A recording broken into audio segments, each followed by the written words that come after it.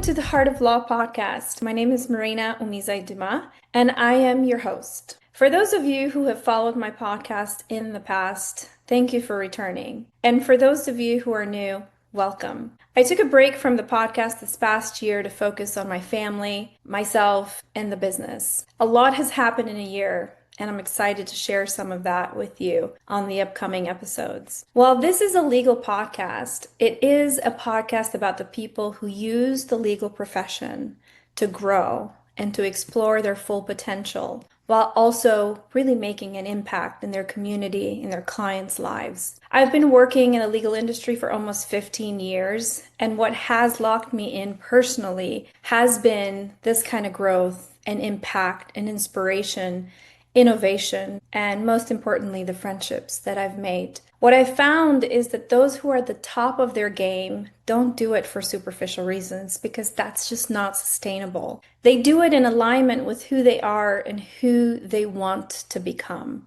And this to me is fascinating to explore. The legal career becomes an expression of themselves, which over time leads to legacy that's worth sharing and leaving to the next generation. This is why I am excited to start this new series with an attorney I deeply admire as a person and as an advocate. His story is unique, it is inspiring, and full of heart. His name is Kimball Jones with Bighorn Law out of Las Vegas, Nevada. Professionally, Kimball has been recognized as a top-rated personal injury attorney, winning several historic verdicts for his clients, including a recent $500 million verdict, which is the largest verdict for a single plaintiff in Las Vegas, in Nevada history, I should say. But what is unheard of is that Kimball received 4 major verdicts within a span of 6 months. $108 million verdict, $13 million verdict, the $550 million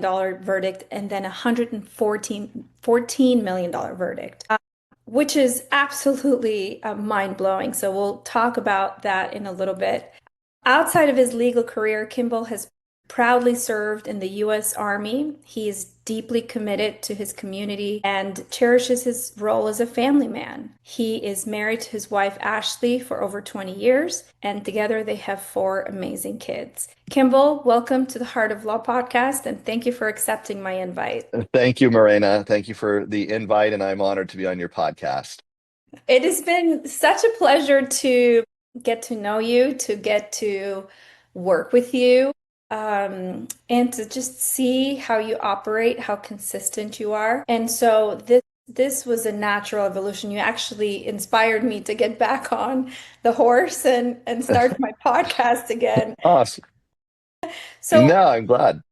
no, it's thank you, thank you, thank you. You started your legal career later than most. You had previous lives, and then you decided you made this really big decision to go to law school, and you pivoted in such a big way. And then you've been practicing law for less than a decade now? No, it's now I'm going on 14 years. Oh, I 13 14. years. Yeah. Okay, okay. 13 years. Gotcha. Okay, so tell me about that. Tell me about why did you want to go to law school? How did they even come about? And walk us through that journey. It's interesting. I grew up having all kinds of jobs as a kid. I worked construction, I worked at Burger King, at a couple of different restaurants. One job I had for a period of time was doing barbed wire fencing for ranchers, like literally running, like pounding in posts and then running miles with like spools of barbed wire and putting them up. I liked every job I ever had, right? I enjoyed all those different jobs growing up. And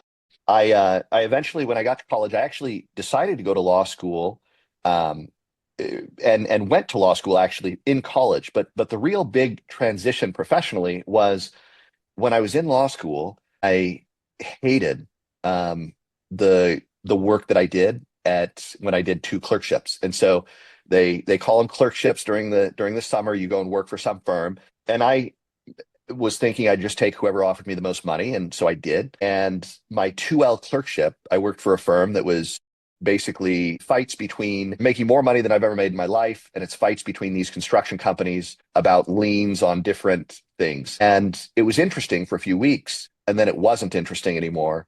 And I was in front of a computer all day, every day, writing the same stuff, the same garbage. And I hated it. And so I would go to bed at night and I would just be in turmoil. The next morning, I had to get up early and go do that again tomorrow. And it just, and I was not impressed. I worked with some really good people there, but they weren't the people that I wanted to be. And I just did not see that being the path that I wanted to go with my life. And so I had two brothers who had joined the military. And as a recent law school grad, I took a job with Chase Bank, JP Morgan Chase, Yeah. and and I did a part-time gig with the reserves for the Army. And so I was doing that, and then I transitioned that into a full-time thing where I was doing active duty full time, and then I was doing intelligence stuff for the Department of Defense. And that's basically a did a totally separate career for a number of years, and then came back to law. Actually, took the bar exam when I was 31, and now I'm 44. So yeah. Wow. Wow. So how did your family, I mean, you started a family rather young. Like, how was Yeah. that? Yeah, so I met my wife in college.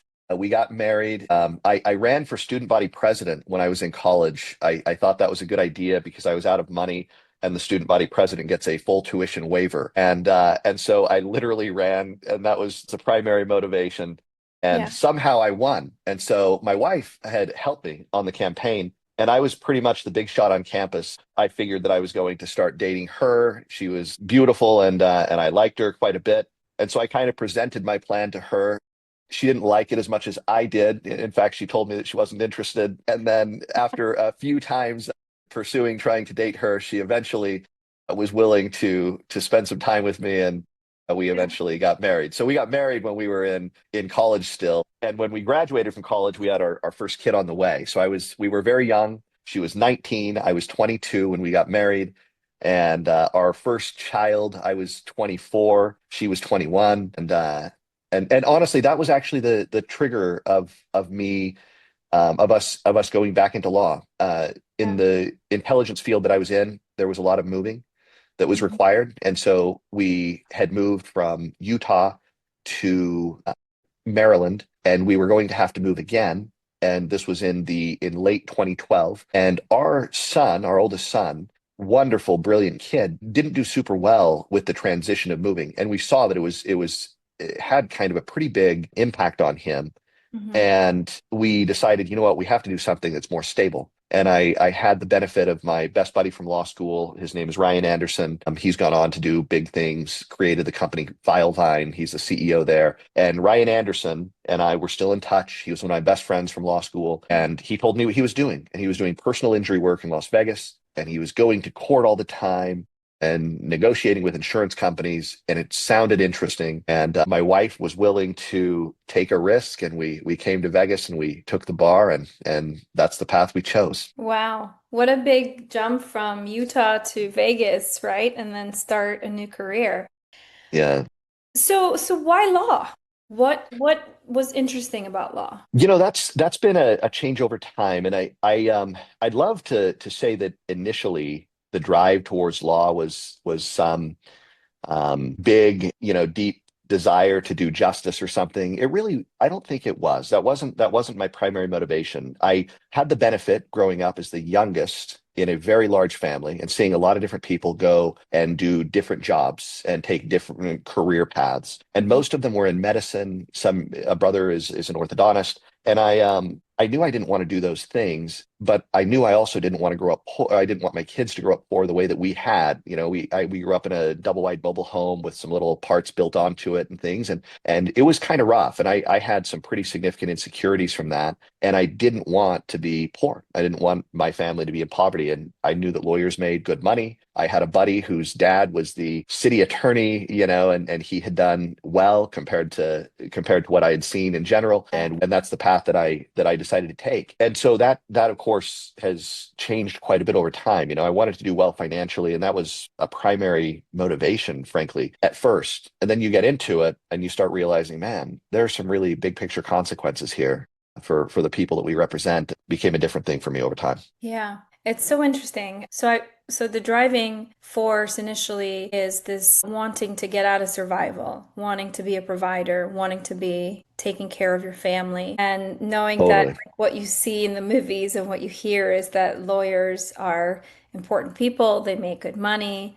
And so a lot of people, a lot of kids, I would say, go into law school with that idea. And then when you get into the profession of law, that changes you in the process. And of course, do you think that the driving force is still that maybe innate, like desire to not want to be in survival and want to be financially secure? Yeah, I think some of the things we all grow up with certain insecurities and things that motivate us. Certain Yeah. confidences too, right? Things that we just have very deep confidence because of things that happened to us growing up, and then we also have insecurities. And so I think that I'm still motivated by both of those things, right? By insecurities that I have not been able to get rid of, and parts of me that I'm trying to refine and be a better person. Yeah. But definitely it has transitioned quite a bit. And, I've had some cases over the years that have really they've struck me so deeply that it has really changed the way that I look at what I do every day. I've talked about one case in particular that I lost in 2018 that was a pretty big transition point for me for a lot of reasons, but it was a Yeah. case we should have won. And my client had a very severe brain injury that required literally 7 brain surgeries by the time we got to trial, with more in the future. And he was Hispanic and he was gay, married to another man, and there was a degree of bias in the jury room related to some of those things. And somehow, in an impossible case to lose, the dream case that anyone would want to take to trial, the most just case imaginable, and we lost. It was a defense verdict. And it wasn't a reckless thing where I had gone in thinking I'm a big shot and can handle a big case on my own. I brought in a great trial attorney, a dear friend of mine who had already won 3 big cases that same year. We were ready, and I felt like the judge really put her finger on the case to try to make us lose, and was ultimately successful. And she's since retired, but she did a great injustice in that case. And the defense attorney was, frankly, I felt not super ethical, and he got away with it. And we ended up getting defense. And I spent a couple of months pretty much every night waking up at between 1 or 3 in the morning and just thinking, if only I had done this thing differently. If only I had done that thing differently. And that case, it changed everything. And we appealed the case, and I spent, the firm, we lost about $200,000 in expenses, and that was just meaningless. And I mean, it obviously was meaningful to us, that it Yeah. wasn't like the firm was doing great, but it was meaningless in the big picture of things. And I was going and seeing my client in the hospital when he was in the intensive care unit while we were waiting for the appeal to come back, and he died from the injuries from the crash around the time of the appeal. Young guy in his mid 40s, and no prior issues. Anyway, it's one of those Yeah. cases that changed everything for me. I knew how to do a trial now. I had done a trial with a really great trial attorney, and I saw how bad it can be if you don't go in. Even if you do go in prepared, so I am very careful to make sure that I take no unnecessary risks. In our previous conversations, you've told me that trying cases, it's almost become like this addiction. It's like you crave it, you've followed every attorney that has had big success, you have listened to all the podcasts, you've read all the books, you do the work, you still do it. And so tell me about the process of getting you in the mindset for your next trial. Because to be able to achieve some of these verdicts that you are, I mean, it takes an enormous amount of energy and drive and having it all together at all times. And then you're also trying to beat your last record, right? You're trying to improve your game. So like what goes into that in the day-to-day grind? Yeah, I mean, it is an interesting, I mean, there's a lot that goes into it, right? Yeah. And fundamentally, I would say the first thing, like when I hear what you're saying, I think the very first thing that occurs to me is I think, well, when I learned, right, first I lost a case, then I Yeah. won a couple of cases small. then I lost a big case. Then I won a big case. Then I won more big cases, right? So there was this transition period as I went through it. And there was a time where I realized that fundamentally I had to be different than I was if I was going to be able to be successful. And one of the things that I had to be different, one of the key issues is in front of a jury, I needed to be able to be completely honest.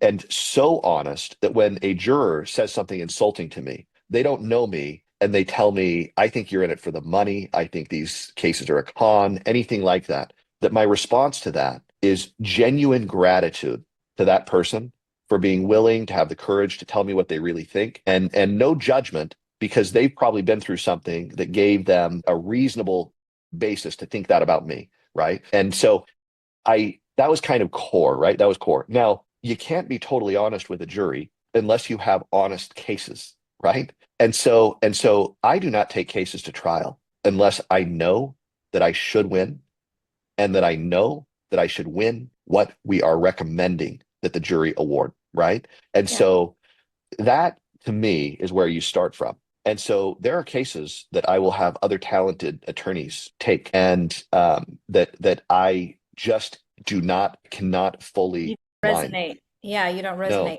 resonate. And so but for me, if I take a case to trial, and it doesn't have to be the biggest case in the world, right? It doesn't have to be a case that breaks a prior record or anything like that. I'm very happy taking a case to trial that is just that I know that I'm on the right side of this thing and that the person deserves the very best I can give them. As long as I can do that much, then I feel pretty good about it. And there's egotistical things that, you like to accomplish big things and things of that nature. Those are secondary, and I sure hope that I keep those in check, right? But those are things that of course you want to accomplish great things in life. And so when you have really horrible behavior by someone with great power to shape the world, and they engage in such bad behavior, cheating people, stealing from people, right? Which is frankly how I felt about some of the cases that I've taken recently. And insurance cases. And I have, those are cases that I'm very proud of. And I think the world needs to know what is happening. Right. And so I really love it when those kinds of cases get press, when they get publicity,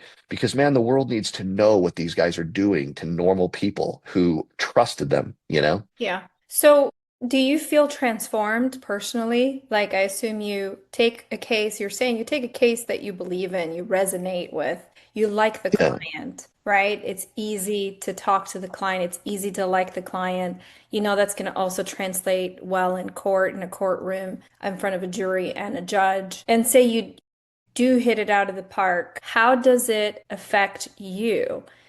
Once you're done with the process, whether it's the win or the loss, do you take time to assess yourself, what you did right, what you did wrong? How did it change you in the process? Like, because it's an evolution, right? So then how does that impact the next case you touch? absolutely. Yeah, I would say that I have been pretty much better in about I mean, recently I feel like there has, like the last case I did, I felt like was the best case that I've ever done in terms of performance in trial. And the Hmm. case before that, I felt was the best case that I had ever done in terms of performance in trial. And so that is something that I try to do. Now, I can't say that about every case, that from one case to the next, it was always my best performance. No, but I tried to make it my best performance, right?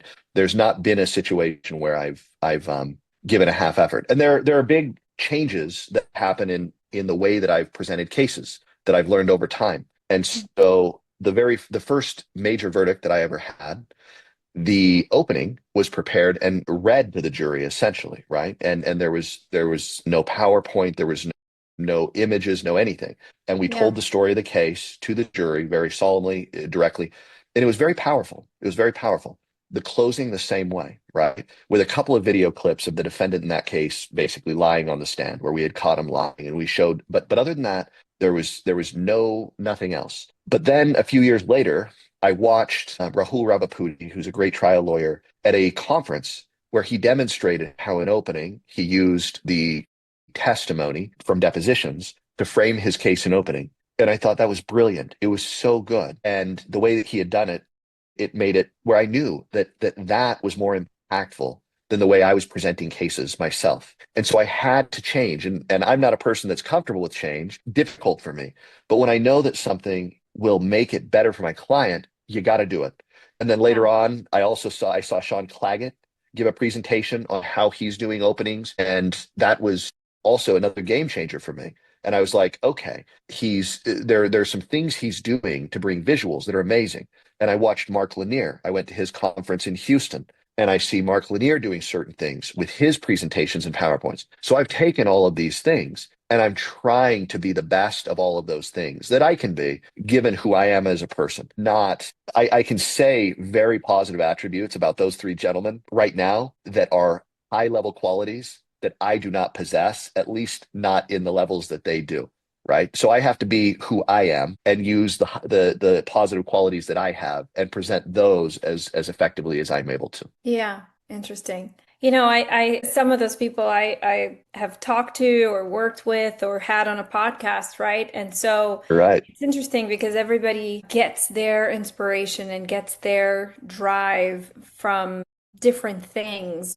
But ultimately, it's almost like once you're on this path of getting better at your craft, it becomes like a sport, right? It is a sport and it's not really out of ego. It's about like how much better can I get and how much quicker can I settle this case and help my client and the impact that you make in that process. Those are good things to be addicted to. So would you say that those also keep you hungry and wanting to get back in the courtroom to the next trial? Yeah, there's yes, for sure. There's so many things that are big motivating factors that way. I am you know, you talk about the sport of it. Because of certain things, how we grew up kind of in poverty as a kid, I remember thinking, and I continued to think this, and I continue to think this to this day, but there were opportunities for my family to have done better. And some of those were just simply not quitting.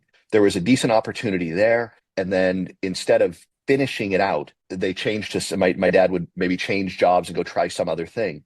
But the opportunity he had was good and it would have led to a very good career. But he wasn't finishing the things, right?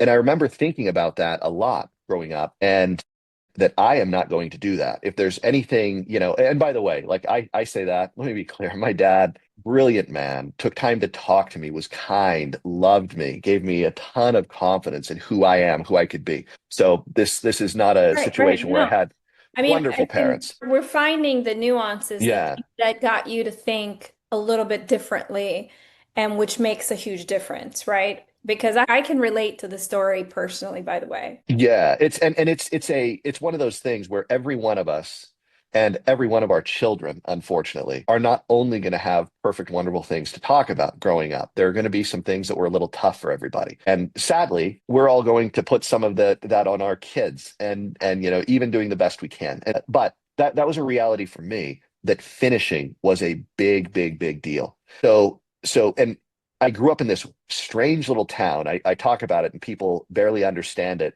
but this little tiny town in Arizona called Camp Verde. And we moved there when I was 8. And I was like the youngest kid in my grade because I have a June birthday. And I was a very skinny kid to begin with. I was like the skinniest kid in school.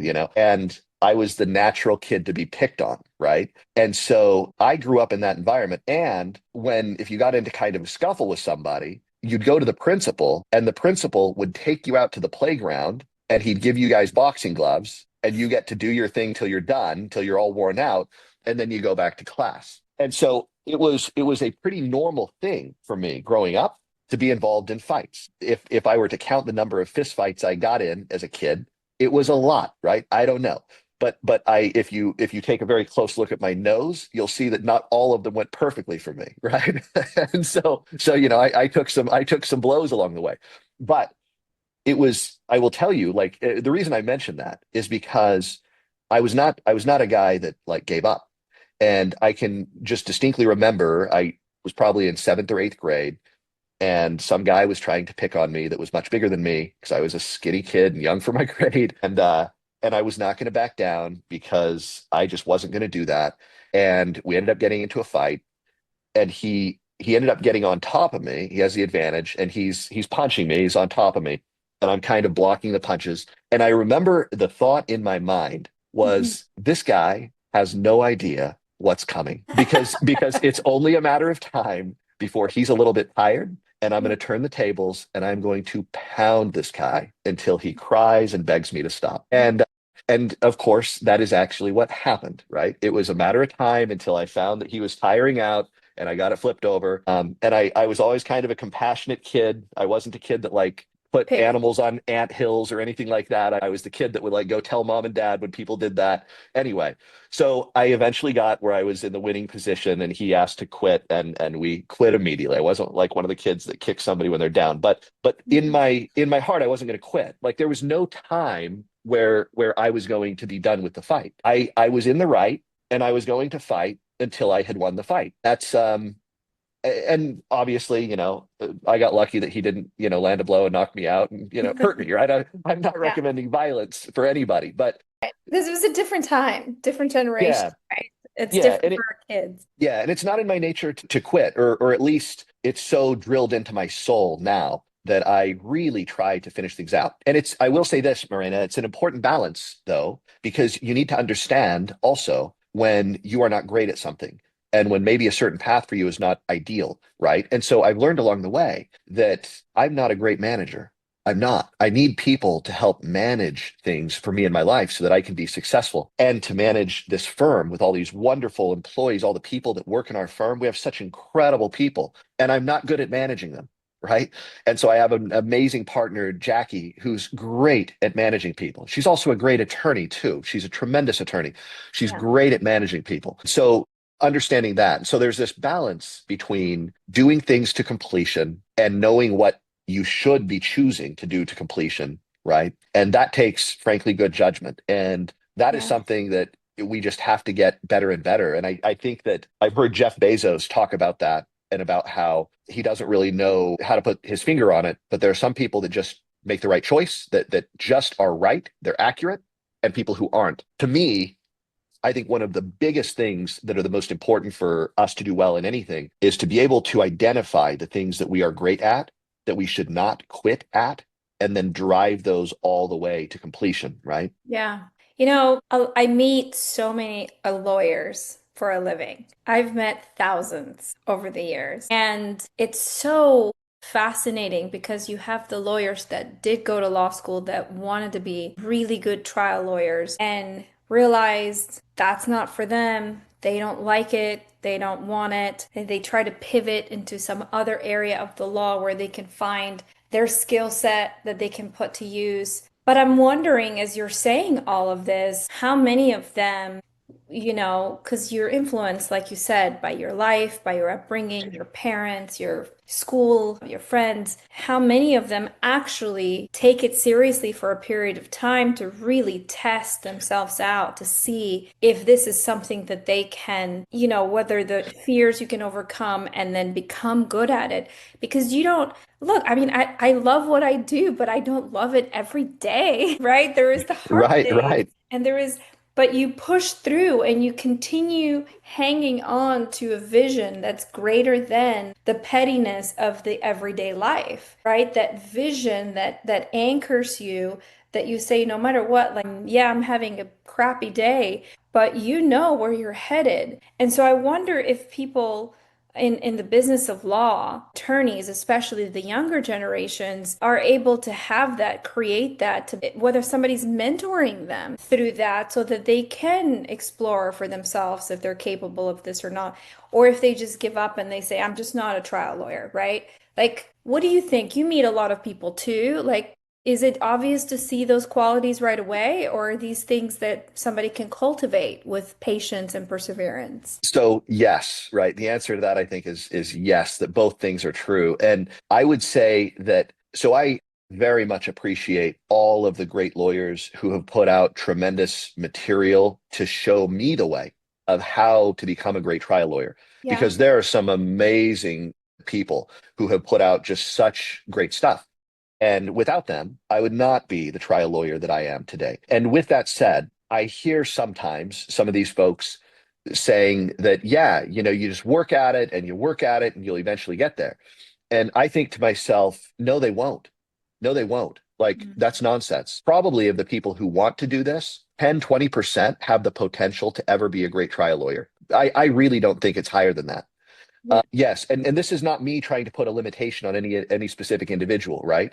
There are amazing people who have never done a trial yet, or who have not done enough of them to know one way or the other if they can be a great trial lawyer. But I don't think that it is in all of us to be a great trial lawyer. And I also don't think it's in all of us to be a great painter or to be a great musician. I think that all of us can work really, really, really hard and become adequate, maybe even professional at basically anything that we grind at long enough. But if you want to be great at something, and I think all of us have something we can be great in, I think we all have a lot of things probably we can be great in, but there are things that we are born with. There are things that we cultivate in our childhood that carry us forward in our careers. And some of those things apply really well to being a great trial lawyer, and some don't. And so I think that it's very, very important for people to kind of identify that. And with that said, I think there's also something to be said for this. So I have a partner who is brilliant, who may indeed become a great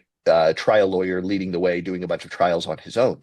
And his name is Josh Barrett. And he is a brilliant guy. And I have done 2 trials with him. And together we have put on the 2 best trials of my career, right? And we had an associate attorney in both of those. In the last, we had Emily Grable, who was unbelievable. And the one before, we had Emily Cunningham, was unbelievable. So we had this great trial team. And by the way, a whole bunch of other people too. But my point is, Josh Barrett hasn't run his own big trial on his own, where he did the voir dire, the opening, and everything else. He very well may be able to do that, and may be able to do that super effectively, right? Until he does, he probably won't know for sure whether he can or not. But what I know is that he is the one that built those cases, that did the hard work in the trenches to take depositions, to work with me, and together we created a vision. And he had tons of ideas that were his own, independent, driving the cases forward, did the hard work on the case. So when we went to trial together, those 2 cases were cases that he had litigated for years, that were so ready to have a great result, that was deserving. And I can't imagine having anyone doing a better job. Like, it couldn't have been done better than what he had done. And so, so you look at it, and when I say everyone going to be really, really good in voir dire, no, I don't think so. I think that's like, that can be hard for some people. I don't know why. I haven't put my finger on it, but I can kind of tell, and by the way, it's not a personality thing, right? So you have Nick Rowley, who is very different from Lanier, who is very different from Rick Friedman. These guys are masters at every part of trial, right? They're on, but Brian Panish, just such a different style. Rahul, such a different style. These gentlemen are just, and by the way, Christian Morris, she's an attorney I know here in Las Vegas. She's just absolutely phenomenal. And so these are folks that are just great at what they do. And they're people that I look up to, and they all have their own style. They all have their own distinct personality. So it's not a personality thing. I mean, it's not a personality thing, but is it the ability to really not be afraid to dive deep into a case, not just technically, but emotionally, right? Because like you said, being in front of a jury, like, you want to be honest, authenticity is Yeah, probably huge, right? People can it's smell, everything. they can feel, they can sense whether or not somebody's is performing, or whether somebody actually is there because they believe in that case, right? So some of the people that you mentioned have this ability to be naked emotionally in front of a jury and be so vulnerable that that is their strength. And for most people, being that vulnerable is an unknown territory. Have you experienced that? Yeah, I would take it a step further. I would say every single person I just mentioned Yeah. has that trait. They Okay. all have that trait. That is the fundamental piece that they all started with. That's number one. Then do they have the other traits? Build the other traits, though, right? I feel like you can, Maybe. no?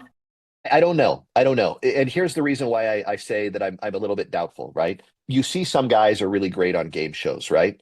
And other guys are not great on game shows, right? It's not like I could all of a sudden decide to like go on Jeopardy and be awesome. right? Yeah. Like there's sure I could practice and get better, but am I ever going to be like world class at a certain type of game show? I don't think so. But there's when you're in front of a jury, you have to be connecting and talking about important things with the jury. You have to not be distracted. You're going to get hit with weird, crazy things all the time. You're going to get hit with insults. You're going to get hit with all these different things. And so I think everybody, if they work hard enough, they can become competent at dealing with that. But can they stand there and connect with the jury the way that Nick Rowley does, all of them? No, they can't. Like it's I can't. Like there's and or Brian Panish or one of these. It just I watch the way that some of these very talented people are able to really just can Lean in. Yeah. lean in and then at the same time be ready for everything that can happen in during the trial. And I just don't think that everyone is equipped to be great at that. And by the way, I say that, and part of my reason for kind of thinking that, maybe it comes from just my own insecurities, but I've seen the things that I thought that I could be truly great at that I'm not, right? I thought that I could be like a great singer, but I can't be, right? It wasn't in the cards for me. I assumed that I could have been a great painter or artist, right? But no, like I couldn't have been. I could have been a competent painter. I could have been a good singer, but being great at those things wasn't there for me. And that isn't, and so I just feel like all of us have Yeah. certain gifts, and some are easily applied to all of the aspects of trial, and some aren't. And so but the first step, I think, before a person can even know if it's a possibility, they have to figure out if they can get naked emotionally the way that you just said, right? Where they Yeah. can stand in front of a jury and just feel nothing but love and talk to these guys in a real way Yeah. about real things. And I think that's step one, and then all the other stuff from there. Yeah, I mean, but that is kind of my view of it. And by the way, I hope I'm wrong. I hope all of us can become great at everything. Look, I think I'm going to share just something personal here. I too come from a background where there was lack of resources and lack of opportunity. And I too come from a background where my parents could have pushed more and could have done more. And it just wasn't like my dad was an electrician. That's all he knew how to do, right? And my mom was a housewife, and that's all she knew how to do is take care of the household. And seeing friends and seeing other people having more, doing more, within me, there was like this driving, this fire continued to build because I would say, I could do that and I will do that one day. And so my desire to succeed also comes from the circumstances, from poverty, from wanting to matter, wanting to be somebody, not wanting my kids to suffer. And then it wasn't until later in life when I was in my 30s then I began to look at that, because trying to strive out of survival versus trying to strive out of love and gratitude and really seeing myself in a different light changed the game, where success meant something different because I wasn't doing it anymore for the money. I had overcome a lot of those limitations. And that wasn't fulfilling anymore. It's like, doing something and yes, you're good and yes, you're making money, but you're not being pulled anymore. It's like, draining, or you begin to resent. And so I needed to change the script for myself to continue wanting to believe.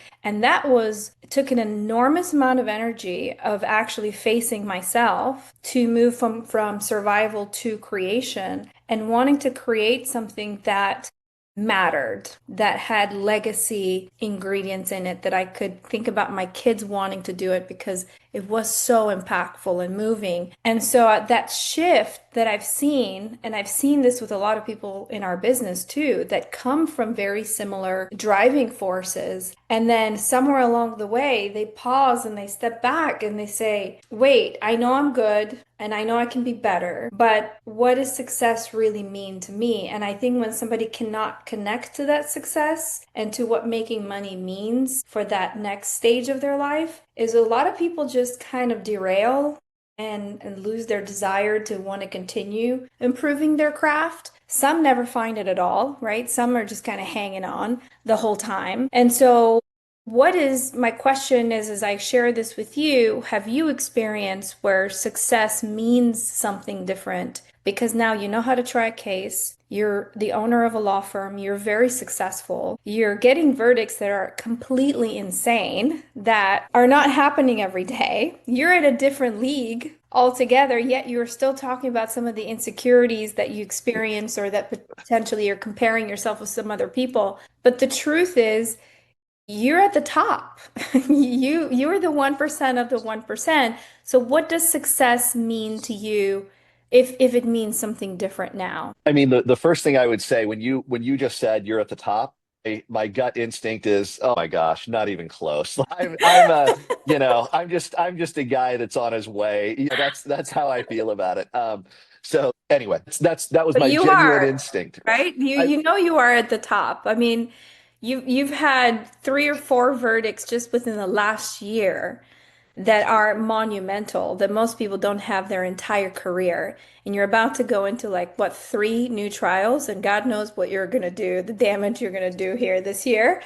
So it's like you Yeah, are. it's I would say that I've worked really hard to be really good. And I think back through my just kind of the as you were asking, the career kind of trajectory where that it definitely early on it was pretty clear to me that I was pretty good at this, right? I was a pretty good litigator. And Yeah. I remember there are different moments that you see in your career that I can think back to where I had these aha moments. And I remember I'm working 70, 80 hours a week for years on end, right? Consistently year after year. And I remember I'm just over 3 years into my career as an attorney. And I remember thinking to myself, I don't really know a ton about how to do a trial well, but when it comes to litigating, I actually think that I'm better than like the top dog defense guys I'm going against Mhm. litigating. And this is 3 years in, right? These guys have been doing this 20 something years. And I'm thinking, wow, like I'm actually holding my own and beating these guys like pretty consistently, these guys that I've been looking up to when I started. And so there was a moment where that happened. That was like about 3 years in. But then everybody wants to call themselves a trial lawyer, right? Right. And I had this chip and this insecurity that like, ooh, can I even say those words? Those are kind of like, yeah, I've been to trial a couple of times, so I'm a trial lawyer. But like it didn't feel right to me, right? It should have felt fine to me probably, but it didn't, right? And then I had my first case where I won a big verdict. That was in 2019. We got a $13.6 million verdict in a medical malpractice case. That case ended up getting reversed and remanded. And so that one kind of didn't really count. And I had one significant verdict. The next highest verdict was like $26,000, right? That I had ever had. And so it wasn't, so I carried this chip for a long time. If I myself was even frankly a trial lawyer at all, much less a good trial lawyer. And then I had a string of cases. So I've had maybe, 10 in a row where they've all been major verdicts. And so I feel good about calling myself a trial lawyer now. And I feel that that's what I am. That's kind of fundamentally as a professional, Yeah. that's who I am. But I'm still looking up to everybody else, Keith Mitnick and all the other people that I've named, Randy McGinn. I mean, it's, Yeah.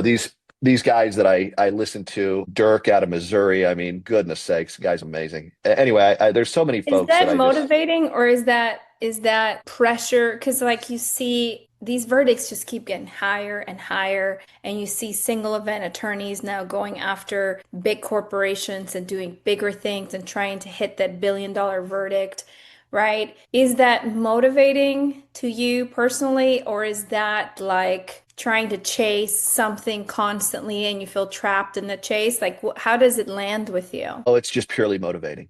Absolutely. Yeah, I no, I don't feel trapped at all. I feel like I have more than I ever hoped to have financially. I drive a Honda Accord. I live in a normal neighborhood. I'm a normal guy. I don't feel like I've changed, frankly. And I'm not like a miser either. I'm just a guy that I just don't want stuff. I'm not a guy that chases stuff. And so I try to, many years ago, I remember reading a biography on Thomas Jefferson.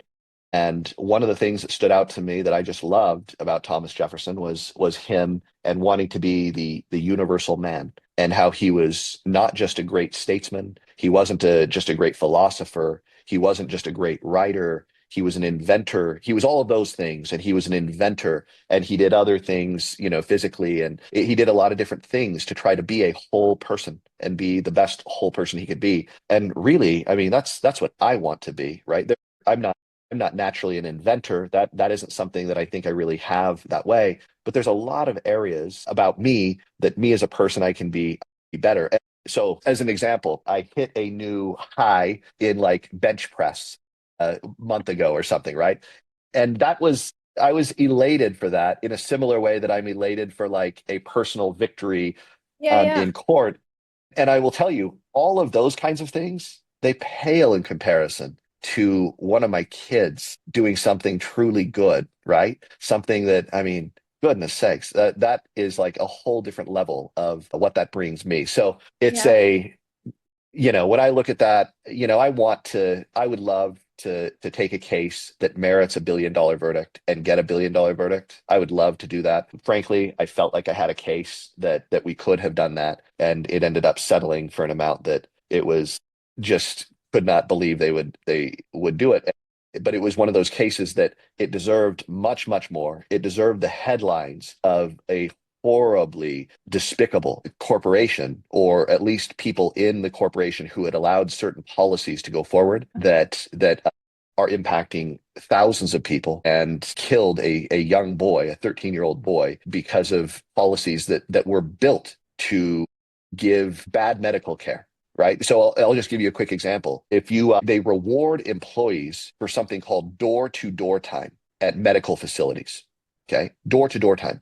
Think about the consequences of that as a policy, right? Door-to-doctor time makes a ton of sense, right? Because then you're rewarding people to get the patient to the doctor as quickly as possible. But if you're rewarding on door-to-door time, you're rewarding them for pushing patients out the door, even if they should stay longer, right? So insurance companies love that. The big corporations love that because they can churn and burn more people. But this 13-year-old kid, he deserved to have a proper exam, and he got pushed out the door and died from meningitis as a result. And it was totally preventable. And so, and by the way, it came from a mega corporation. And so when I ultimately the family wanted to resolve the case, and I 100% respect them, love them.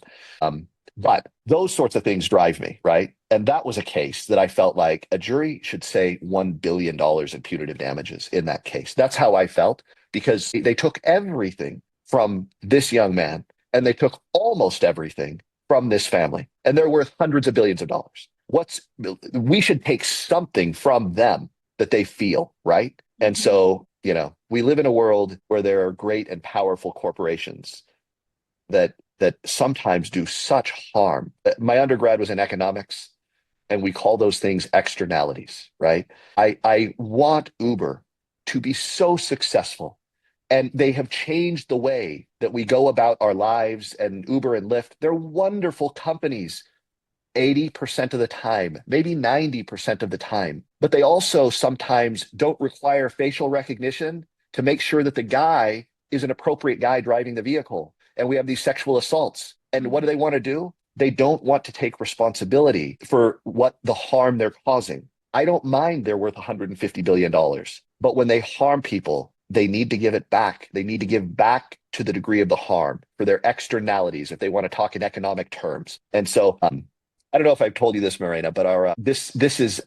kind of the slogan of our firm, or the purpose of our firm, and we came up with this a couple of years ago. But we create you're good. We create credible risk for the powerful to obtain justice for real people, right? And that's what we're all doing. And that's not just a my firm thing. That's what those of us who I think are engaged in what you and I talk about all the time, if we're really doing it for the right reasons, that's what we're doing, right? We want to make the world a little bit better. And the Yeah. only way to do that is to create credible risk for the people that are unwilling to do it without credible risk, right? Yeah, I mean the checks and balances, right? I mean, look, I think it's a matter of time before you get $1 billion verdict. And I mean, I just know that. I just know from the way that you think, the way you operate, how we've worked together. And I think it's just a matter of time. And those cases are everywhere, unfortunately. And as you know, you and I are talking about another case that potentially could be that, if not more. And so I love the fact that you're still so young.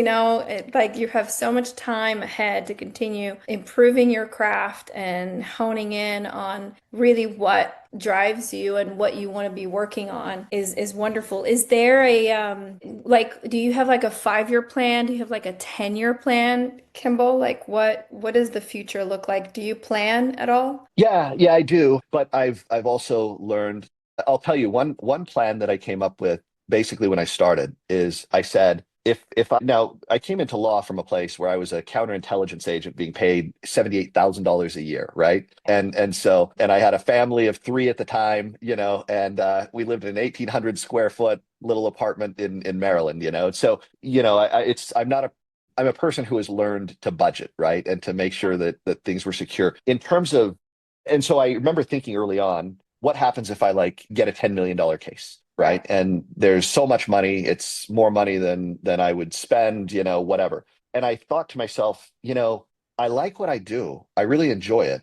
How do I know that just dropping it, I'd be happier or that my family would be better? And so I created this idea, which is totally random and arbitrary, that Okay. no matter what happens, good or bad, I take 6 months to make any long-term decisions. I keep doing what I'm doing for 6 months. And at the end of 6 months, if I feel like, you know what, yeah, I think I want to be done because I don't need this, then I'll be done. So there's that. I think that's kind of the building block for me. But ultimately, I mean, I've set up my life so that I am able to retire and be done with it comfortably by the time I'm 55. If I want, it's kind of my but I'm 44 now.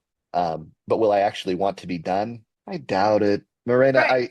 I love what I do. Now, I will say this. Here's another thing that is real for me, though. Hmm. I have seen great trial attorneys, the best, some of the people that I admire so much, who were so amazing when they were 50, and then I've seen some of them when they're 70, and they're not so amazing, right? They're not the same. They don't have the same ability to handle the cognitive load and the challenges that come with trial. And that's not always the case. There are some people who they're 75 and they're spry and they're just killing it still. They're just doing such good work. But to me, I want to be aware of when it is that I'm starting to slow down so that I can appropriately be, that I'm always giving my best. You know what I mean? And Yeah. so I Yeah. don't know when that's going to be for me. I try to stay super healthy and I'm 44 now, so I hopefully have a long road ahead of me still. But I want to be able to walk away at one point if I feel like it. But You want to have the option to walk away yeah, if you wanted to. I don't know that I will. See, I mean, if it's even only to do a couple of trials a year, and maybe I'm not on my game anymore. Well, maybe I can do a trial with one of my kids or one of my nephews or nieces or brothers or somebody else because I've recruited everyone I can think of to be lawyers because I once I fell in love with what I do, I recruited It's everybody. fresh. Let's talk about that for a minute. Let's talk about your health journey and then also your family. What I also have seen and have experienced personally due to work is obviously the burnout that comes with the dedication to the profession and wanting to be the best and staying on top of your game. There is only 24 hours in a day, right? There isn't a lot of time if you have 3 kids, 4 kids, you have 4 kids, I'm about to have 3 kids, right? It's like, how do you manage the priorities in a way that you're giving yourself the time, the nourishment, the routine, the discipline. You're giving your family the time, the presence that they need. The bigger the family, the bigger the needs. And then, of course, you go to work and you're spending the majority of your time there, right? We're recording this podcast on a Saturday because our week is so busy, right? Right, right. So, how do you manage that? And has there come a time or a point where you had to face some difficult decisions? Yeah, so we're actually on a Zoom call. The guy that founded Zoom, I heard him talk about a couple of years ago about the idea of balancing, right? Of balancing the things in life. And he just said that it's nonsense. He said the idea, the concept of it is absurd. Think about the energy that it takes to balance things. And just as a concept, it rang true for me. And maybe it's because in part it made me feel better that I don't engage in that kind of a view of the world. But Okay. it but frankly, to me, you prioritize the things that matter the most, period. Right? That's the end of that sentence. And you do those things, right? That's it. You do not. And so, as an example, right? If my kids need me for something, they are the number one priority. If my wife needs me, she is the number one priority, period. Like that's it. And so whatever else I have going on, I can move a trial, I can move a deposition, I can move anything, right? I can move a big quarterly meeting where my entire leadership team is together to plan out our future together. I can move all of those things. If my family really needs me for something, I am there with my family. That's it, right? And that's the same for all of them, by the way. That's the same for anybody I work with. If you haven't prioritized in that way, then it doesn't, your thinking doesn't make sense to me, right? So there's that number one. But now there's also this concept that like you get home at 5 o'clock and therefore you're like a better parent or something. And there may be truth to that for a lot of people. But I also know people that like to get home at 4 and 5 and play a lot of Call of Duty and whatever else, right? And whatever, right? I'm fine with that too. But it to me, those kinds of metrics about doing things in a particularly traditional way or something like that, that doesn't really ring true to me. And I feel like I so for me, I work really long hours during the week and I try to spend some really good time with my family on the weekends. And we go on meaningful excursions together. So, we'll have just a long weekend and we'll go over to New Mexico and see the white sands and see some of the cool sights in New Mexico, right? And we'll have another weekend and we'll go to some national park in California and we'll just get an Airbnb and spend a couple of days together. And we do those kinds of things quite a bit and they're meaningful and my kids, they know that I love them and that I would do anything for them, but it's but the balancing isn't something that I do. And Do so you have like, do you find yourself feeling guilty? no, not really. And I will say because like, I've very rarely missed any like major events for my kids. I can't really think of any. I mean, I go to like my kids like little elementary graduations and I'm catching, the even the small things. So it's pretty rare when I have to miss a small thing. It's more rare that I have to miss a big thing, but I just prioritize those things. I know those matter to my kids and I do my very best to prioritize them. And it doesn't mean that I go to like every seventh grade graduation or every band concert if I have something that is like really important, or whatever. But mostly I go. I mean, I have my 11-year-old, like I think I attended like, I don't know, 10 of his 12 soccer games of this last season. And Yeah. so it's, so I prioritize what I try to make sure that I'm putting them first, right? Yeah. But we work in a profession where our clients need us, right? I mean, I just worked on an opening presentation for 40 hours, right? It took me 40 hours of my own personal time building this opening in a case. And like my client needs that. My client needs that kind of dedication. And I can prioritize that, not above things that are critical to me, like my family, but I can prioritize that after I know that my family's doing good. So Yeah. to me, it's a matter of prioritize the things you want. And by the way, so a big thing for me is I got completely out of shape. I was unhealthy. I had come off being in the military where you're kind of forced to work out a little bit and to not having that anymore. And I got up to above 230 pounds. I'm 5'11" and I'm naturally kind of a thin frame. And I was getting to where I had like sleep apnea. I'm having heartburn all the time. I mean, I was genuinely getting unwell. And this is around the age of 40. And I had to make some major changes in my life, not because like my doctor was telling me to. The doctor wasn't actually. My blood pressure and stuff was still okay, even though I could tell I wasn't as well as I needed to be. And so I found a way to lose weight. For me, it was intermittent fasting, right? And then after a couple of years of that, I read some studies about how important skeletal muscle is to longevity, and so I prioritize that. But it's not necessarily easy, Mirena. I work out every morning. This morning it was 6:30, but because it was Saturday, but most mornings it's 5 a.m., like in the gym at 5:10 or 5:20, and so that I can get a legitimate good workout in and then move on with my day. But I've had to prioritize that, right? And Yeah. like everything else. And I will tell you that that is something, if you talk about quality of life and feeling better about Yeah. yourself, I cannot think of anything. I will say this, and I do not know if these things are causally related at all, but it is the case that I was in pretty good shape before I hit my first nine-figure verdict. That wasn't the case before my first eight-figure verdict. I had really worked hard to get in pretty good shape. And then I started having successes at a higher level. And Mm. I don't know all the reasons for that. There may be no causal relationship whatsoever, but I'll tell you, during my nine-figure verdicts, all of them, I was in the gym at 5 a.m. working out during the week that I'm going into trial that day for that case. And it was the right thing to do, you know? Yeah, we need to prioritize ourselves, particularly if we're fighting for the taking away of health, you know, that has Yeah. happened in so many of these cases, and then we're not taking care of our own health. I don't know. It's a little bit incongruous, right? Right. It's not an alignment. I believe in that wholeheartedly. I think that taking care of yourself, mental hygiene and physical strength and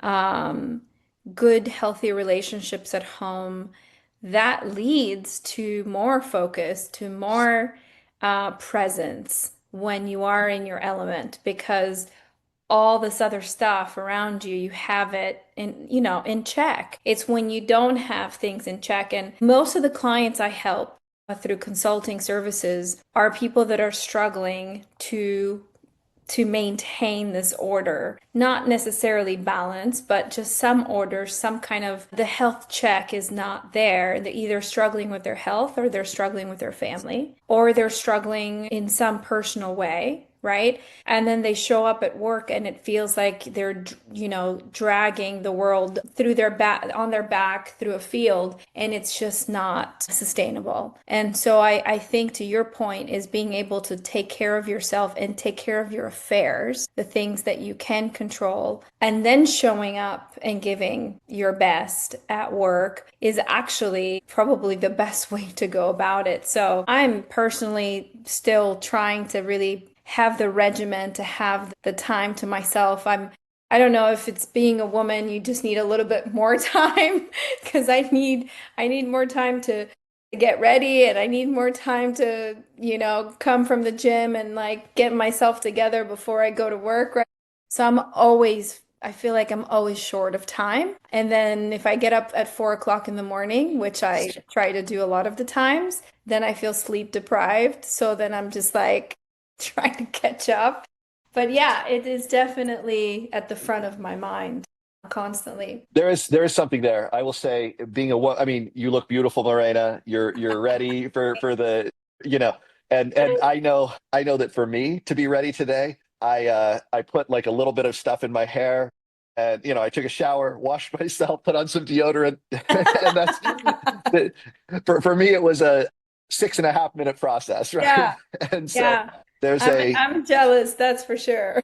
yeah, no, that is something that probably that's it certainly is something that we get away with as men, not having to put ourselves together as well as women tend to have to put themselves together. It's the burden is really a heavy burden. I will I will tell you, men appreciate it, right? So Yeah. No, I mean, look, I think we all have our processes. I think for me, the biggest thing is to have my sort of my spiritual, my mental, my physical act together. If I don't, I know to stay away from meetings, to stay away from big decisions because I'm not in the right state to make those. And now I know I'm 40, right? And now I know. It used to be that I wasn't so in tune with myself and I just would be like a bull in a china shop, right? Because I'm trying to do everything and I also had kids young. So you learn with time how you need to just slow things down, be a bit more patient, figure out what's a priority to your point, and then execute well on the things that you do say yes to. yeah, I will say one thing that so you mentioned something that I think is such a big deal. You mentioned, making sure that everything is good, like at home with the wife and the kids, things like that, or husband and the kids, whatever. It is everything. And for me, I feel like sometimes I talk about this stuff and I just like gloss over it because it's just taken for granted because it's been so good and so easy in that way. And I will say, though, something that I think was critically important was very early on when I first started and I realized that I wanted to go with this career route. I knew that to become great, that this wasn't a 40-hour a week gig. This was a 60 on a good week, 80 on a tough week, maybe 100 plus on a trial week. I knew that. And I realized that I was able to see that pretty early on. And Yeah. so I sat down with my wife, and she and I, we have little kids at the time, and we have a conversation. And I say, all right, babe, so here's the deal. I can take this job that actually pays more right now for this government position. It's 4 days a week, 4 10s, really chill, or I can do this. And I go on this path and become a trial lawyer or become the leader of the law firm or whatever.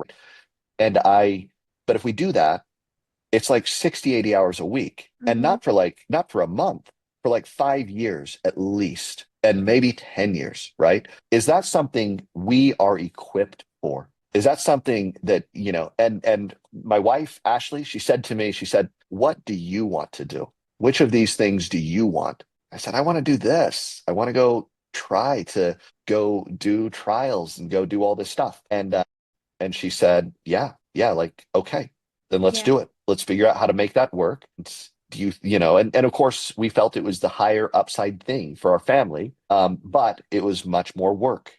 And it would have been real easy to take the soft job, with 4 10s. And Yeah. so, if you're not having that conversation and Yeah. you're wanting to get into this, you need to have that conversation, because if you start working 78 hours a week and your spouse is not on board and you haven't had that conversation, that is not fair to them, right?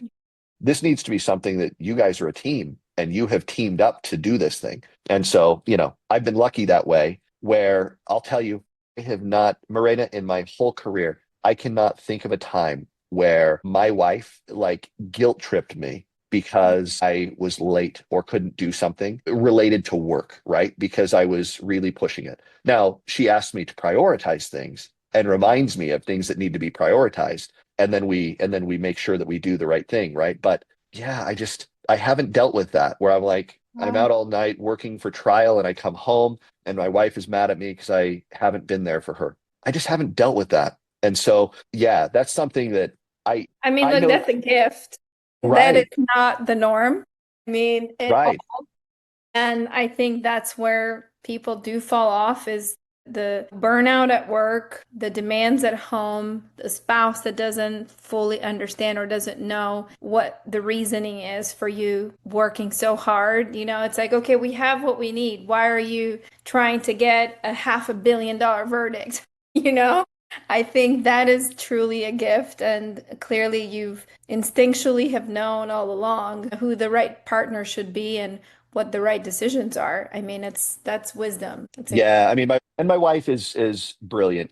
She's really a tremendous. She's a very high level just person, and so she's been able to shoulder a lot of work being home, and she actually is taking the bar this week. She just finished law school and she's Oh about to take my the bar. God, But incredible.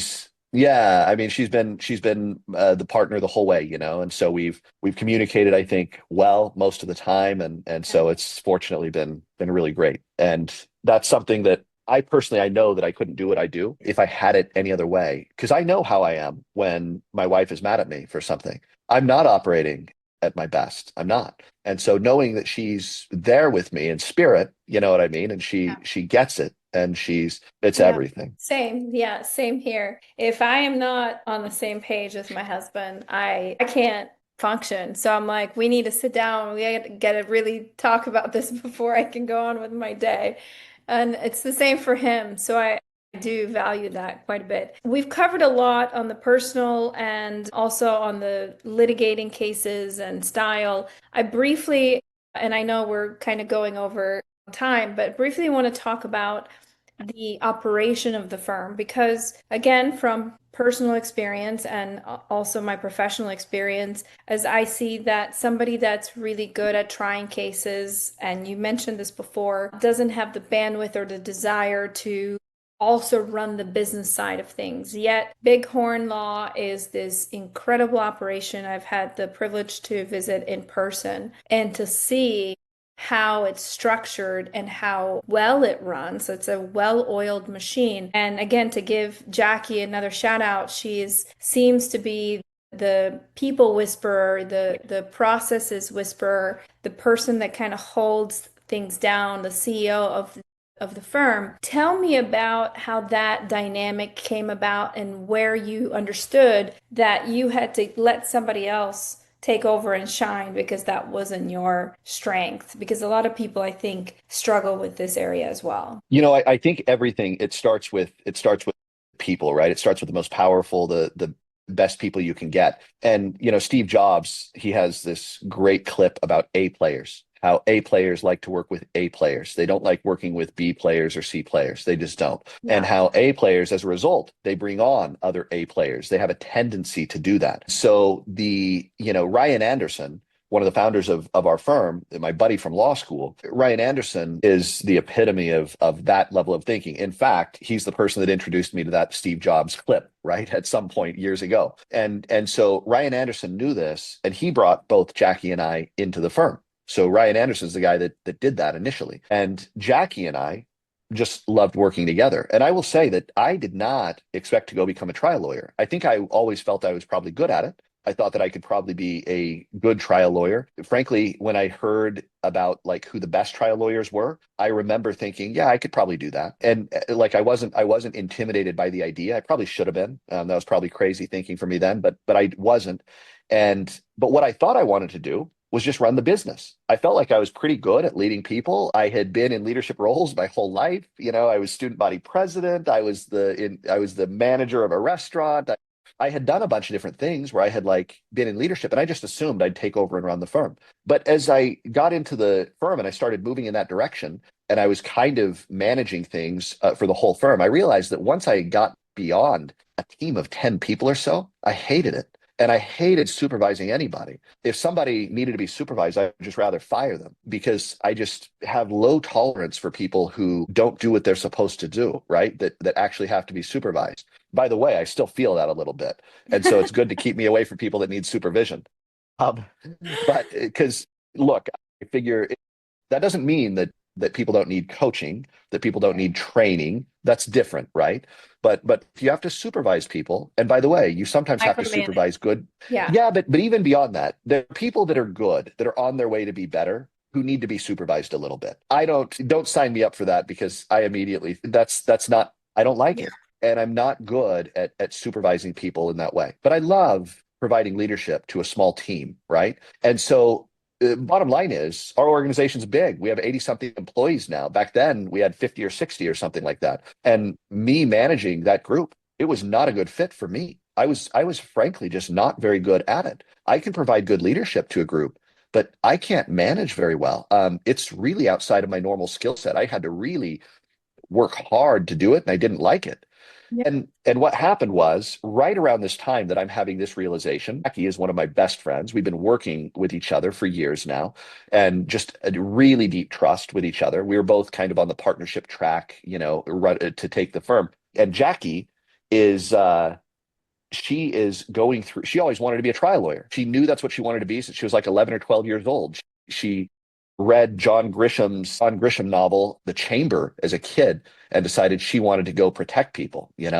And and so she has this vision of her life. And then in her late 20s, she starts developing congenital hearing loss. She's going deaf and just out of the blue. And so she started realizing that, and it actually makes it, you can imagine, it makes it really hard to be in court and to be an effective trial lawyer when you can't hear very well, right? When you're losing that ability. And so Jackie realizes this and realizes that this is harder, even though she had a lot of skills. She's a really, really talented attorney and would have been a great trial lawyer for sure. But she looked at that. And at the same time, it was pretty clear she was really good at managing people. She had some real natural skill. And so the two of us, we literally, like, we were kind of nobodies in the firm, but we just talked to each other and decided, you know what, let's switch this around. I'll go be the trial lawyer. You be the one that runs things. And so we did. And that was probably, I don't know, we were probably 4 years into our careers at the firm, and maybe 2017. And then I just went all in on trying to be a trial lawyer. And then Jackie just developed the skill. She became the CEO of the firm the week before COVID, and then COVID happens, and so we've been through some fun times together with her as the CEO, and we've just been a great team since then. And we have other just great partners, Ryan Loosevelt and Josh Barrett. And then we have just a great team in general. We have a leadership team of folks that are just exceptional. Many of them, thinking through them, many of them brought in by Jackie, people who just had encountered Jackie in the past. And sure enough, I mean, she's anybody who has worked with Magnet. her. Yeah. Yeah, absolutely. And And so she brought in amazing people. what are some of the fundamental principles? Because to grow to 80 people in such a short period of time and then have the kind of success you guys have had, it just doesn't happen. It's not luck. It's intention, it's planning. You said you have a leadership team, so walk me through that. Like, so there's an organizational chart in the firm, there is people at the top, and then you've got tiers and delegate accordingly so everybody knows what their job Yeah. description is. You obviously, because of Ryan Anderson and Filevine, are very technologically advanced in the firm, so you've taken advantage of that. Like, just tell me a little bit about the structure of the firm. Yeah, yeah. Ryan developed Fileline in the firm. We grew up using it. It was a little thing called Crops, is what they called it originally, and then they Yeah. changed the name to Filevine. And then Ryan took off to go run Filevine, and they've of course done very well. But the organization, so we have Jackie, who's our CEO. We have a COO. Eric is our COO. He's amazing. He was my paralegal actually for like 5 years, and he has transitioned from that to being kind of the lead paralegal to being a director of litigation to being a VP to being the COO. So he's had a transition over years, and he is one of the best operators that I have ever worked with. He's amazing and has made me look really good as an attorney having him for my paralegal. And then we have a CFO, a chief financial officer, Angela, and we have Mitzi, who is our director of litigation. She has a JD and she works under Eric. She's a relatively recent addition to our team, several months now, and Eric was kind of wearing two hats for a number of the time. Yeah. And then let's see, we have a director of claims. Jackie also oversees claims quite a bit in her role. One of the things that we believe in our firm is that managers should, whenever possible, have some connection to the real world and the real work that the people they're managing are doing. Yeah. So Jackie, the CEO of our company, Yeah. has a case manager that she works with, and she manages a number of cases herself as the CEO. And you can imagine that it's pretty easy when you're at the top looking down, even if you've done something before, to undervalue the difficulties that the people are going through. And by Yeah. the way, you get away from actually doing the hard work for 6 months or a year, and you don't realize how hard that hard work is. So anyway, so Jackie just, kind of consistent with that principle is doing that, and it's amazing. And so it allows her to have this leadership force within our pre-lit in our firm that is pretty amazing. Then we have Rhonda, who's our, what do we even call her? She's like our talent acquisition, HR, everything. She's Right. unbelievable. She's so good. Goodness. I'm gonna leave off people of our leadership. Yeah, Runs our that's mass torts. yeah, No, you but have we have directors over every area, right, in the firm. yeah. And then we have key people that are doing the things that they're supposed to do. And I wouldn't say we're management heavy at all. Like, we're not a management heavy firm. I mean, our CEO is handling cases directly, right? Sometimes. So but we have the right people in the right seats, right? And so Cases, if you have 80 employees, how many cases are you all working on at any given time? How many open files, whether that's mass torts or workers' comp or social security or whatever practice area, single event cases, what does that look like? yeah, good question. I actually don't know the exact number. It's got to be around 2000 or so is probably, but that number ends up getting inflated a bit because of mass torts, right? The mass tort numbers can be pretty big. I would say that we typically have less than 1,000 in pre-litigation at any given time of single event cases. And then in litigation, we probably are somewhere in the ballpark of a few hundred cases in litigation. Although I will say this, we're not trying to if anything, we're not really trying to expand the number of cases. It's the focus is really on making sure we can handle the cases the right way that we choose to take. And so we're not looking to be, frankly, like a growth firm in terms of just volume. Scale, yeah.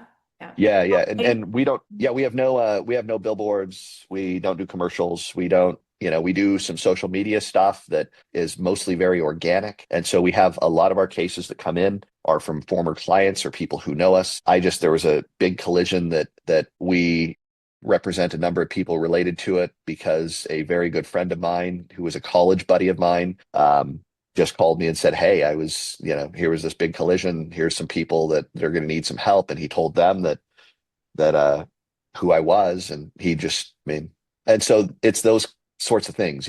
Yeah, no, that's incredible. I mean, look, I think the most difficult thing is, I think for most attorneys is splitting themselves between trying to try cases or litigating cases and then hiring or training or running the business. And there's always like limiting beliefs, like I can't find the right person for this position and I can't find, and so they are exhausted in this day-to-day grind. But you are an example, and part of you being on this podcast too is to also send the message that it does exist, the right partnerships, the right chemistry between people in a firm does exist. You just have to take the time to really identify what you want, structure it, plan it, bring those people in, put them in place, give them the resources they need, and then you can begin to refine and improve every area. And the fact that you have departments, you have HR department, you have accounting department, you have somebody at the top of each department to take responsibility and accountability is also huge. I know firms with 200 people that don't have an HR team. And it's like, what? How does that work? Right? And it's just the turnover is insane. It's crazy. So everything No, is amazing. I mean, you mentioned something earlier when we were chatting with, right? I mean, we're looking at this in the long term, right? This is not like a short-term operation, right? We view this as we're kind of a startup company and we're trying to drive the case or drive the firm to a different level. And so when we look at this, we are very, very thoughtful in making sure that we're making good decisions in that way. If you look at the mega firms on when it comes to corporate law or on the defense side, they are mega firms purely because of growth of bodies and billing, right? And they expand out and expand out. But that's not how you do things in the personal injury world when you're Mhm. helping normal people. That's actually not the method. And so the top, well, look, John Morgan, he's doing that, and it turns out it looks like he's doing very well, right? So I'm not suggesting, and we have Rick Harris here in Las Vegas, who's a friend of mine, and he is brilliant and has created a very big operation that is crushing it. So there are a lot of guys that are doing very well doing those things, right? So but here's the bottom line. I heard on a podcast that in our space that more than half of our revenue every year comes down to 10 cases or less. Mhm. And that doesn't matter the size of your firm. It doesn't matter anyway. And I was very doubtful about that because, as you know, we have over 1,000 cases for sure. So I ran the numbers in our firm. And it Mhm. was definitely true. In fact, our Wow. 50% revenue number hit at like case number 6 that year. And I don't think we've had a year where more than 8 cases have been necessary until we have hit that number. So when I look at that, that I think is true. So then when you look at that, Mirena, what kind of a firm do you want to have? Well, we have 80 something employees who are awesome, right? And there are some of these employees that are dear friends of mine just deeply. Like these are people that like, it's not just about work. I want them to crush it in their career. I want them to do very well for their families. And how can we make that happen for them? Well, the only way we can make that happen for them is if it's also happening for us. And so we have to have an organization that is running effectively so that we can actually make money so that our employees can be rewarded the way we want them to be rewarded. And so, and what do you have to do that? If it's down to 10 cases or less every year, Mirena, that is half of your revenue, then you better be hitting those 10 cases pretty big, or else you're always going to be pressured instead of on trying to do the right thing for the person based on what you think they deserve, on trying to give them just enough so they don't quit and go somewhere else, right? And so you can see the paradigm shift in the thinking. And I will say that there are times we've made decisions based on not wanting to pay them enough so they don't leave, right? But I don't want to be that kind of a firm that does it that way. I want to be the kind of a firm where we're giving people everything we can based on where it's a matter of showing appreciation for their great work. And so it's to get there, it's one of the reasons that I believe in that you have to have the skill set of getting nine-figure verdicts. If you don't have someone with that skill set, or don't have a close colleague that can come in and help you and work together with you in your firm to do those things, then I feel like, well, you know what your limitation is, because there is no chance that you're going to go beyond a certain threshold because it's based on those 10 cases, right? And so the flip side of that is, when we have somebody who received a higher offer from another firm, Mirena, we wish them well. And we tell them how much we appreciate them. And if they have actually done good work for us, I will write them a personal letter of recommendation for anything they're doing in their life. And we will genuinely wish them well. And they can go take that offer. But you know what we don't ever do? We do not bid to try to keep them. No. You know what? I think that your annual review is in November. We'd love you. We'd love you to stay on. But if this is the right thing for you and your family, good luck to you. And we wish you the best. That should be priority number one. And that's how we genuinely feel about it. And so we've lost people sometimes because of that. But we don't do that, because we feel like that is the opposite of long-term thinking. And we feel like we do things the right way. We do things in a fair way. And we don't do things that way. We don't, so. And I mean, look, that's part of culture, right? Because what you're saying is we're going to give you and take care of you the best that we can based on how the firm is performing overall. And if you find that you could do better somewhere else, you should be free to go. But part of that mindset, that culture you're setting, is that when it's good, it's great for everybody. And when people have to put their head down and we all have to work together to make sure we're hitting our goals and hitting the milestones, that everybody is invested. Everybody has skin in the game because they understand that the better the team performs, the better they ultimately perform as individuals. And gosh, so simple, yet so it's missed so much over and over again. I love that you guys implement and pay attention to culture in your firm. And by the way, it's easy to say it and it's harder to do it, because sometimes you have somebody that you lose Yeah. that you really wanted to stay, Yeah. and they're going to go and make whatever life choice they are. Yeah. But at the same time, we've also had these great experiences where we've had people who have even applied and they have a higher offer somewhere else. And we've given them the offer that we are comfortable with. Yeah. They say, how can I, and they take a risk on us, just like we're taking a risk on them. But our risk is not going to be that we bump them up to an amount that we're uncomfortable with, having not seen their performance directly. And they come, and I'll tell you, the guys who have done that and are actually A players, it's worked out really well for those folks, right? I can tell you they've done really well in our firm. Oh, And they're very happy that they made the choice, because not only have they developed skills and abilities and taken their career to a different level, but yeah. they, in addition, have done very well financially. But and that's the thing. It's difficult to keep a long-term vision when you're dealing with short-term problems every day, but you have to. Wow. That should be a quote. Maybe we'll quote that for the podcast. I love that.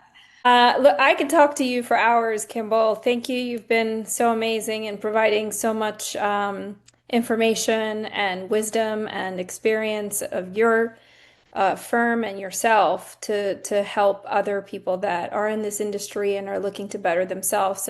I do really appreciate your time on a Saturday away from your family.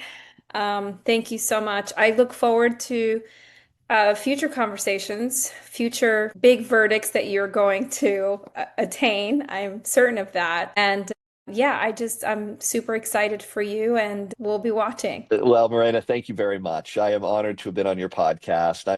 I'm grateful for your friendship. Thank you. Thank you so much. Be in touch. Okay.